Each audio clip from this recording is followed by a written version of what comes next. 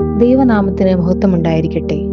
നോമ്പിന്റെ 37-ാം ദിവസമായ ഇന്നത്തെ നമ്മുടെ ധ്യാന വിഷയം ക്രിസ്തു ശരീരമാകുന്ന സഭ, church the body of Christ എന്നതാണ്.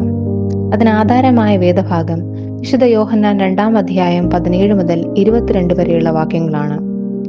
യെരുശലേം ദേവാലയത്തിൽ യേശു കർത്താവ് നടത്തിയ ശുചീകരണമാണ് ഈ ഭാഗം.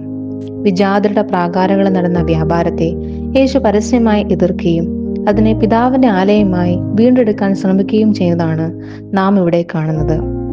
കൂടാതെ തന്റെ ശരീരം എന്ന ദേവാലയത്തെക്കുറിച്ച് യേശു സംസാരിക്കുന്നു. അത് 3 ദിവസത്തിനുള്ളിൽ ഉയർത്തെഴുന്നേൽക്കുമെന്ന് പ്രവചിക്കുന്നു. ഇന്ന് നാമും ഇതേ പ്രവാചക ദൗത്യത്തിലേക്കാണ് വിളിക്കപ്പെട്ടിരിക്കുന്നത്. സഭയും ശരീരവുമാകുന്ന ആലയത്തെ ശുദ്ധീകരിക്കാൻ. കാരണം അത് പരിശുദ്ധാത്മാവിന്റെ ആലയമാണ്.